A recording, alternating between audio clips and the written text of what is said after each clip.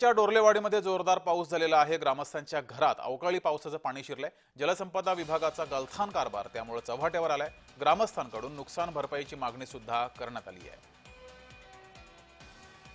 या सर्व घडामोडींचा आढावा घेतला आमचे प्रतिनिधी नवनाथ बोरकर यांनी। पाहूयात।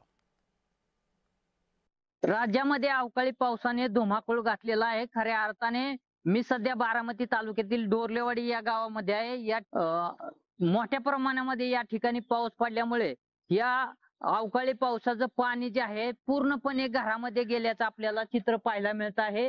संपूर्ण जे संसार उपयोगी वस्तू ज्या आहेत त्या पूर्णपणे या पावसाच्या पाण्यामध्ये गेल्याचं आपल्याला चित्र पाहायला मिळत आहे। त्यांचं सर्व संसार उपयोगी वस्तू ज्या आहेत त्या सगळ्या या पाण्यामध्ये गेलेल्या आहे। यामुळे त्यांचं मोठ्या प्रमाणामध्ये नुकसान झाल्याचं चित्र या ठिकाणी पाहायला मिळत आहे। किती नुकसान झालंय तुमचं? काय सगळं पार घरातलं भांडे गेले, कपडे वाहून गेले, आणि ते गायला तर चारा गेला वाहून, खायचं आमचं खाया प्यायचं सगळं गेले ती वाहून तुमचं दिसतोय आम्ही। तुमचं धान्य वगैरे काय आहे का? सगळं गेलं आमचं, काय राहिलं नाही, भिजून गेलं सगळं? भिजून गेलं सगळं।